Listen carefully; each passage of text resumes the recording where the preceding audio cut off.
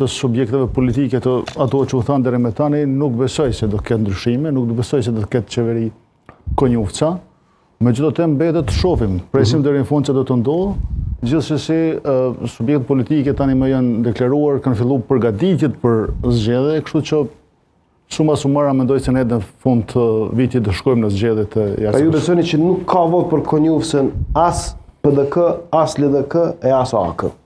Po me aq sa kam unë informata dhe duke u bazuar në deklaratat që kanë dhënë subjektet politike publikisht, nuk ka vot për zotin Glau Konjuca për faktin se ai nuk paraqet asnjë alternativë në raport me qeverinë Kurti, domethënë nuk ka dalë me asgjë të re, nuk ka dhënë asnjë alternativë, asnjë verzion tjetër. Besa me sa ndëgjova nuk ka kontaktuar edhe zyrtarisht subjektet politike për të kërkuar.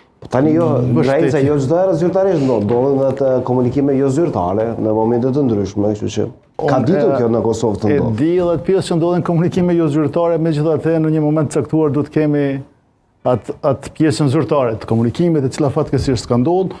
Duket se edhe vetë zoti Konjufca nuk është interesuar që të formohet qeveria me ashtu sa unë.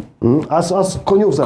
Jo. Pra gjithë palët ka një koncept për të shkuar në zgjedhje. Sepse kjo, thënë shkurt, ka qenë veç një tentativë e zotit Kurti për të fituar kohë, për të çuar vendin në zgjedhje, por jo në atë momentin e parë, por për të shtyr deri në fund vitit, për dy arsye. E para për të rritur presionin mbi partitë tjera politike, për të shpallur fajtor me një dënim më të madh, edhe për të pritur që në fund vitit duke shpresuar në votat e diasporës, gjë që unë mendoj se nuk janë vota që do shkojnë për lëvizjen vendetësuese, por do ketë ndryshim.